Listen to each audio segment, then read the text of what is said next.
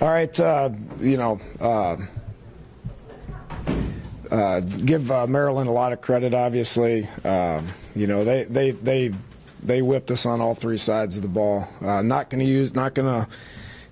It's all 100% on me. Obviously, and offensively, we're as inept as we can possibly be in college football. I accept the responsibility for that. I do think defensively we competed, had some chances in the first half to make something happen. We're far from a suffocating defense.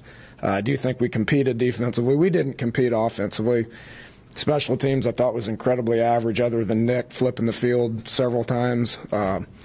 We talk about playing smart. Had a bunch of penalties and a bunch of turnovers. It's gonna beat you every time. So, just told the guys in there that you need to look in the mirror. And that's what I'm going to do. And obviously, what I'm doing offensively is not working. So we will do whatever we got to do to fix it, and need every one of those guys in that room to do the same thing, coaches and players. Correct me if I'm wrong, but I don't think we've ever had an offense that's been quite this bad. No, and it's bad. Yeah, obviously everybody wants to point the finger at the quarterback, but it's tough. We've committed a lot of time, we've committed a lot of practice time, a lot of effort, a lot of scheme to be able to run the football. And when they have, 5 people in the box and we can't get a yard, it's going to cause a problem. We're not going to use inexperience as an excuse. But we've got a lot of inexperienced guys that aren't making a lot of plays. But when you can't block, it's tough. We put these guys in position to be able to block, and we didn't. So whether it's scheming, whether it's coaching technique, whether it's the practice looks, whatever it is, we're going to obviously meet on that tonight when we get home and try to figure it out. But yes, we're as inept, and give Coach Stewart credit. Give Maryland credit. They did a good job against us last year. They held us to 300 yards last year. Maybe it's something they're doing, coaching-wise that we're not. I don't know, but we need to figure it out. Is this a bad day where everything goes wrong, or is this things that you've seen maybe coming for 2 or 3 weeks and this is something that you're worried about? We knew we weren't very good offensively at the beginning of the year. And we felt like we needed to keep improving. I've had the question, is this a gauge to where we're at? No. I mean, we're going to continue to get better.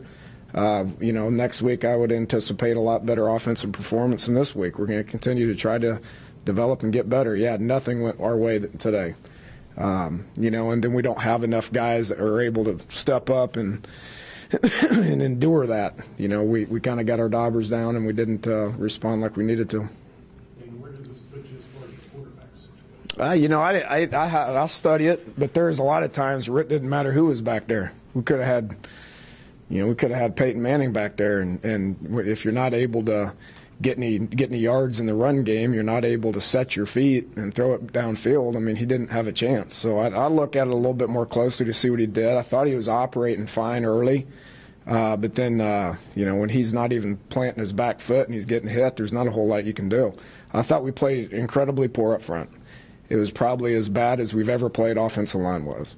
And again, I don't know what we got to do to fix it. It's 100% on me, and we'll study it and see if we got to change how we practice or change our people or whatever it is. Maybe it was something schematically they did. I doubt it. But when you can't run the ball when there's 5 people in the box and you can't pass protect when they're rushing forward, you got issues.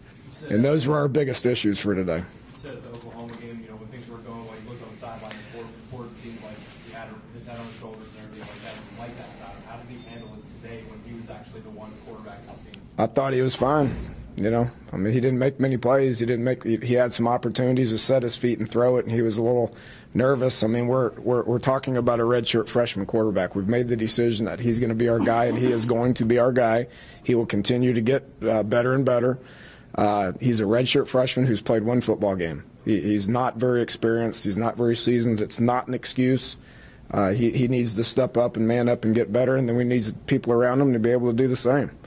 We've got a lot of guys with a lot more experience around him that are not doing their job at a very good rate right now, and that needs to change, including me. Going back to your offensive line comments, again, had a switch in positions with personnel over the course of the season.